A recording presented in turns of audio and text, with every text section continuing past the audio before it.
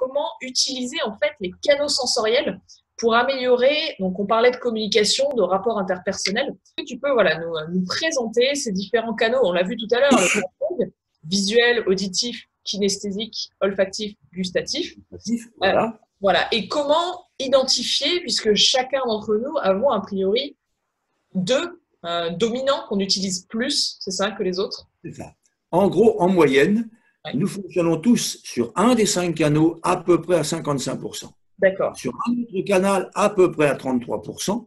Et puis, sur un autre, 6 à 7%. Et puis, les deux autres canaux, c'est du 4% et 2%. Okay. Donc, on fonctionne en réalité sur 2 canaux. Mais si, par exemple, dans une relation interpersonnelle, l'un des deux est visuel, par exemple, en premier et kinesthésique en second, et que l'autre est auditif, gustatif. Oui. Ils ne comprennent pas. Bien sûr. Et alors, je vais l'illustrer directement d'une certaine façon. À l'école, quand on était gamin, on a tous été bons une année dans une matière alors qu'on était nuls l'année d'avant ou l'année d'après. Ouais. Ça venait pas de nous. Ça vient du prof. J'affirme ici qu'il n'existe pas de mauvais élèves. Il n'existe que de mauvais professeurs. Sauf que ce n'est pas de leur faute, parce que les professeurs, on leur a appris le programme, on ne leur a pas appris comment enseigner le programme. Tout à fait. Okay, donc, ce n'est pas de leur faute. Alors que pour apprendre à utiliser les canaux sensoriels, il faut 2 à 3 jours.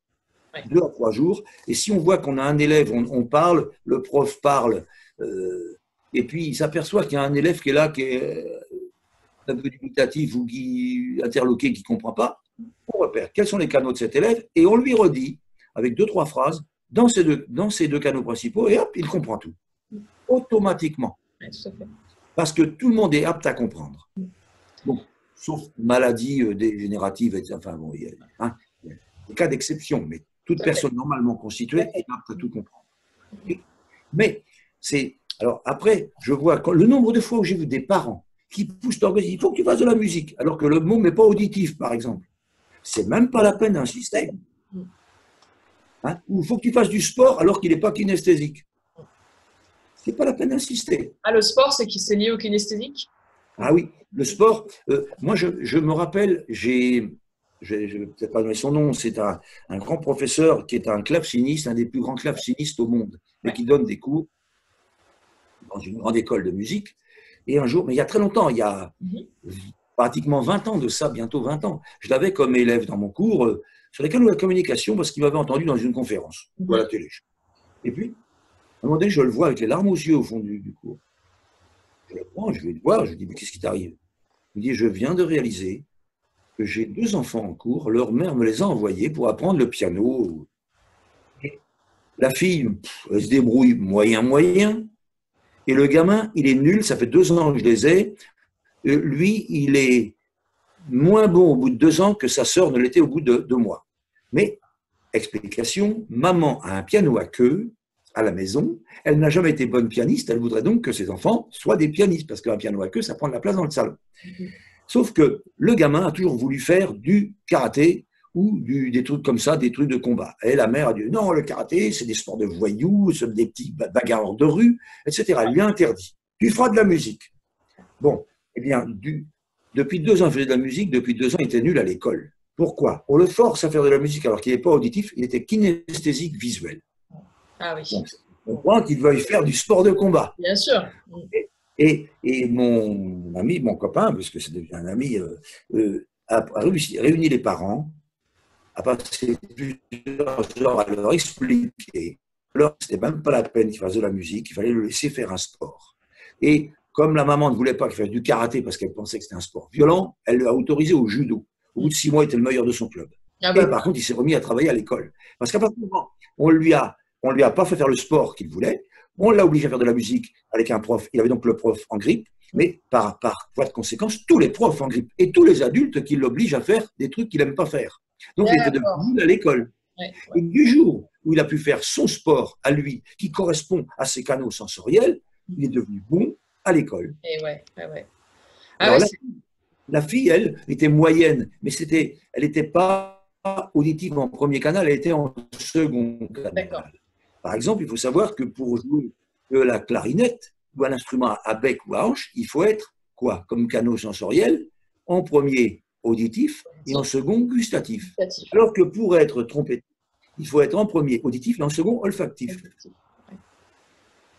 Alors que pour être pianiste, il faut être auditif en premier, kinesthésique en second, etc. Et pour être photographe, il faut être quoi? Visuel. Visuel. Voilà. Et pour être peintre, artiste peintre, visuel en premier, kinesthésique en second. Oui, d'accord. Etc. Pour être sculpteur, plutôt kinesthésique en premier, visuel en second. Et en fait, si tout chirurgien, moi, une fois, je ne dirais pas où, parce que c'est dans la région. Une fois, j'ai refusé d'être opéré par un chirurgien. Quand j'ai eu le chirurgien, je dis non, je refuse mon opération. Parce que ce n'était pas un kinesthésique. Et vu l'opération qu'on devait me faire avec les prothèses au visage, je voulais de la perfection. Et un auditif visuel, je n'en voulais pas. Parce qu'il ne peut pas être assez précis. Donc, j'ai refusé l'opération. Un chirurgien doit être kinesthésique visuel. Et comment est-ce que tu l'avais vu, du coup, justement ça? Alors, voilà, dépisté? Alors, ça se voit très facilement. Il y a plein de paramètres. Dans la poignée de main n'est pas la même chez un visuel qu'un auditif, un kinesthésique, etc. Dans la façon de marcher n'est pas la même non plus. L'attitude générale non plus. Les vêtements non plus. Un auditif, un visuel, il a des couleurs assorties à ses yeux, etc. Il suit un peu la mode, il s'habille à peu près élégamment. Un auditif, il s'habille n'importe comment, avec plusieurs étages de vêtements, il ressemble à rien, on dirait un oignon. Le kinesthésique, lui, il va aller, il est avec des tenues super décontractées, il va aller en jogging, faire ses courses au supermarché le samedi. Un visuel n'oserait jamais, il se sentirait… D'accord, ouais. Tu vois. Alors, il y a plein de trucs, et puis, il y a particulièrement, c'est dans les mots. C'est le plus intéressant, c'est dans les mots. Le visuel, lorsqu'il parle, il va te dire, tu vois ce que je veux dire? S'il le dit à un auditif, l'auditif va lui répondre, non, mais je l'ai entendu. Le kinesthésique va dire, je saisis ce que tu veux me dire. Le gustatif va dire, ton propos a du goût. Et l'olfactif va dire, je le sens bien ce que tu me dis. En fait, le visuel, quand il parle, vous voyez ce que je veux dire, éclairez-moi la situation, peignez-moi un peu le décor, votre exposé manque de clarté, il faudrait faire la lumière dans cette affaire, vous allez me faire de l'ombre dans mon business. L'auditif, lui, il des mots d'auditif. On ne va pas s'entendre tous les deux. Parce que nous, on va être en harmonie sur ce sujet. Ça sonne faux, ce que vous m'avez dit. C'est beaucoup de bruit pour rien. Vous allez vous faire sonner les cloches en arrivant à la maison. Alors que le kinesthésique, lui, ça va être, ça marche pour toi, ça roule pour vous, je prends la situation en main, la situation me glisse entre les doigts, j'avance à tâtons dans ce dossier, je m'appuie sur cette idée, tu vois. Et l'olfactif, je le sens bien ce truc-là, vous étiez inspiré dans votre affaire, tu ne manques pas d'air dans tes propos, lui il m'a soufflé une affaire là, j'ai un truc qui m'est passé sous le nez, et le gustatif, ton propos a du goût. J'ai ce bout de la langue, je vais te le dire. Je n'ai pas digéré ta réflexion de tout à l'heure. Tes propos me sont restés sur l'estomac. Elle a eu des propos un peu amers, ou un peu salés, ou un peu sucrés, etc. Ah oui, d'accord. Tout ce qui concerne le goût, effectivement. Donc, par les mots, on repère quel est le canal sortant de la personne. Quel est le canal par lequel elle exprime. Mais par les regards, on repère comment elle stocke dans sa tête. Si c'est en image, en son, en action. Parce que le visuel, quand il réfléchit, il a les yeux qui regardent comme ça en l'air. On le voit bien, là, mes yeux? Oui, on le voit très bien. Le visuel, tu lui poses une question. Où étiez-vous hier à 16h? Il va regarder comme ça, puis hop, immédiatement, il va aller à sa droite pour préparer la réponse. S'il réfléchit à une solution, il va être là. Regardez les yeux droit dans le vide. Les yeux qui… Dans le vide. Si l'auditif, lui, quand on lui pose une question, où t'étais où hier à 16h30, il va faire ça. Les yeux vont aller au milieu, comme s'il regardait son oreille gauche. Immédiatement, ils vont aller à sa droite pour préparer sa réponse. Et s'il réfléchit, il va être là en bas, à sa gauche. Le kinesthésique, lui, que ce soit réflexion, passé, présent, avenir, tôt, c'est en bas à droite, en bas à droite, en bas à droite. Ah oui, d'accord. Ouais. Tout en bas à droite. Dès qu'il regarde en bas à droite, on sait que dans sa tête, c'est stocké en action.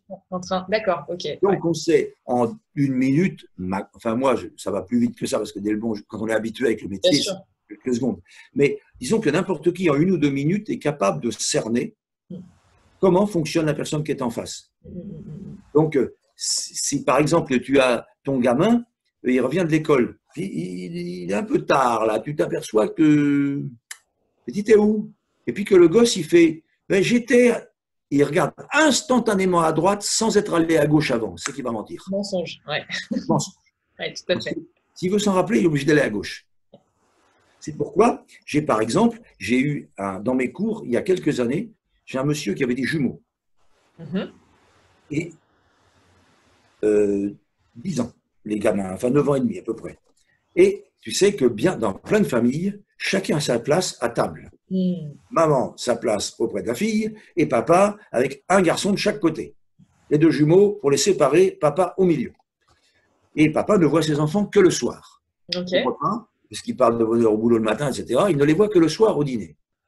Et chaque soir, alors, il se tourne comme ça vers sa droite, vers son gamin de droite, et il dit alors qu'est-ce que tu as fait aujourd'hui? Et automatiquement, le gamin, pour regarder papa, regarde Ah, ouais. vers sa gauche Ouais. et raconte toute sa journée.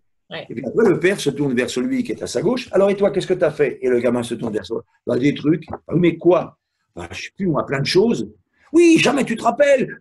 Si tu travaillais, tu as vu ton frère, lui, au moins, il enregistre ce qu'il apprend à l'école, etc. Toi, tu n'es qu'un nul, tu n'es qu'un bon à rien. Et effectivement, il n'était pas très bon à l'école. Ouais. Et quand je lui ai enseigné ça, le soir même, puisque je les avais 4 jours d'affilée, Ouais. le soir même, il a inversé. Il a dit non, non, toi, tu te mets maintenant de ce côté-là. Non, mais c'est ma place. Non. On changera tous les jours, un jour l'un, un jour l'autre. Et le lendemain, il l'a raconté à tout le monde. Le gamin qu'il avait mis à sa droite devenait intarissable pour la première fois de sa vie. Ah, ben voilà. Ah, c'est fou. Et l'autre qui était à gauche, qu'est-ce que tu as fait? Pas mal de choses. Il se rappelait. Ah, ouais, c'est incroyable. Tu regardes à droite, tu ne peux pas te rappeler. Mm, mm, mm, mm. Il faut impérativement regarder à gauche. Ah, ouais. Et comme majoritairement les gens, il faut savoir qu'en France, il y a environ 36% de gens qui sont kinesthésiques en premier canal. 36. Ok. Mm. Et 33%, 33, quelque chose, hein, qui sont visuels en premier canal. Mm. Les auditifs, c'est que 28. Mm, mm, Donc, mais par contre, tu as beaucoup de gens qui sont visuels en premier et puis kinesthésiques en second, ouais. ou auditifs en premier, kinesthésiques en second, etc. Tu vois, c'est. Oui, effectivement, il faut trouver ça. Voilà. Mais quand tu es dans le canal principal, alors ça, c'est extraordinaire. Mais on le voit devant la télévision. Par exemple, la télé, tu sais, un visuel, il ne rate aucune image. Il regarde la télé. Chérie, chérie, viens voir. Mais mettons que sa femme soit auditive. Ouais. Alors, tiens, je donne un exemple. Monsieur visuel, madame auditive, le fils kinesthésique et la fille olfactive. Alors, monsieur est devant la télé. Chérie, chérie, viens voir. Elle est dans la cuisine, elle écoute la télé, ça lui suffit. Ouais. Tais-toi, j'écoute la télé. Oui, mais t'as pas vu, il faut que tu vois. Tais-toi, j'entends rien, tu n'arrêtes pas de parler. Ouais. Et pendant ce temps-là, le fils, lui, qui est kinesthésique, il zappe. Alors, les kinesthésiques, ils passent leur temps à zapper d'une émission sur une autre. Ah oui, d'accord. Ah oui. Alors que l'auditif, il zappe jamais. Il reste sur une émission. Le visuel, c'est un peu pareil. Hein, et la fille qui, elle, est olfactive, elle se pointe, tout le monde est en train de s'engueuler. Oh là là, on étouffe dans cette famille, je vais aller respirer ailleurs, je vais aller prendre l'air. On étouffe, respirer, prendre l'air, olfactif. Ah oui, par les mots. Oui, exact. Okay, donc, on le voit très vite, on le sent très vite. Les visuels, par exemple, ils regardent leur plan. Quand ils sont sur la route en voiture, il faut tout le temps qu'ils regardent le plan. Maintenant, le GPS, il veut dire le guide du paumé solitaire, comme chacun sait, et quand il est en panne, c'est le PSG. Donc, le guide du paumé solitaire en question, c'est très rigolo. Tu vas sur l'autoroute. Moi, je vois, il n'y a pas très longtemps, je prends l'autoroute Paris-Marseille. J'allais de Paris à Lyon, mais je vois une voiture immatriculée 13, donc il allait vers Marseille. Okay. Sorti de Paris. Et j'étais un Renault Espace, et je le voyais tout le temps faire ça. Il dit à mon équipe qui est avec moi dans la voiture, je dis tiens, il est en train de regarder son GPS, lui. Il va à Marseille, mais sur l'autoroute, il se sert du GPS. Ouais. C'est vrai, on ne sait jamais, des fois qu'il y aurait un rond-point nouveau, un truc, un croisement sur les autoroutes, on sait bien que c'est pas. Donc, et puis j'ai un gars qui bosse avec moi, il me dit quand même pas. Je dis, on parie. On est passé à côté de lui, on est resté à côté de lui. Toutes les 30 secondes, un coup d'œil sur le GPS. Ah ouais, ouais. Donc, alors, il y a cette façon de repérer, mais après, il y a la façon dont on va parler, puisque, ah oui, j'ai pas pensé, l'olfactif, et j'ai pas dit, l'olfactif, comment on le repère? Eh oui, comment on le repère? Quand tu lui dis quelque chose qu'il apprécie, fait une inspiration profonde comme ça. Ah, okay. Et par contre, s'il n'apprécie pas, voilà. Je crois que c'est très olfactive en fait. Tout ce que tu dis depuis tout à l'heure, je prendre l'air, étouffer, respirer. Remarqué, bon c'est bien. Hein, et puis le gustatif, alors l'olfactif aussi, il a un truc, c'est que souvent il bouge les narines. Ouais. Ah oui. Hein, les narines qui se dilatent, il bouge les narines. Et Si est-ce ça, que du coup, il est particulièrement sensible aux odeurs? Parce que moi, c'est bien quelque entendu. Ah ben, bien entendu, l'olfactif est plus D'accord. sensible aux odeurs que les autres. Ah oui, voilà, d'accord. Ok. Bon, ben, je suis très olfactive. Alors. Le gustatif, lui, alors ça se voit, il apprécie ce que tu lui dis, il fait, Ah oui, d'accord. il l'avale. Ok. Il l'avale. Ouais. Et s'il n'apprécie pas, tu lui dis un truc qu'il n'apprécie pas du tout, il régurgite, comme s'il Ah oui, allait, tu sais, vomir. ah, ok. Ouais. Et quand il adore ce que tu lui as dit, qu'il l'apprécie, qu'il dit ouais, c'est super, il se lèche les babines. Lèche les babines. Ah ouais, excellent. Excellent. Donc, on a des moyens de repérer, de reconnaître et d'identifier les visuels, les auditifs, les kinesthésiques, etc. Mais ce qu'il y a des collections de mots. Moi, je les explique dans mon livre. Ouais, J'ai un de mes livres où j'explique bien ça en détail. C'est pour ça que c'est le livre de chevet de beaucoup de gens d'ailleurs, parce que bien sûr. C'est passionnant. j'ai les prédicats des mots de visuel, les prédicats d'auditif, les prédicats sont les mots les plus utilisés. Hein. Mhm. Donc, par exemple, le visuel, ça va être les mots apercevoir, apparaître, assombrir, brumeux, clair, flash, flou, focalisé, lumineux, illuminé, etc. Image, cinéma, arrête ton cinéma. Tu vois, il y a Eh plein. oui, Il y a une bien liste sûr. de, il y a j'ai fait la liste des 30 mots les plus utilisés. Ok. Donc, Ouais. en fait, qu'est-ce qu'on fait? On les lit tous les soirs, pareil, pendant 8 jours, tu vois. Tous les soirs, tu lis ta liste. Et si ce n'était pas ton canal sensoriel. Et au bout de 8 jours, ces mots sont rentrés dans ta tête. Si bien que dès qu'une personne te parlera avec ces mots-là, sans t'en apercevoir, tu répondras dans son canal. D'accord. Et Ah oui, donc, tu vas connecter d'une manière alors, différente. qu'est-ce qu'on fait? Si par exemple, tu t'aperçois, tu dis, bon, tiens, je suis visuel, kinesthésique, bon, bah, en lisant les phrases, tu te dis, ah, bah, non, ça, c'est mon.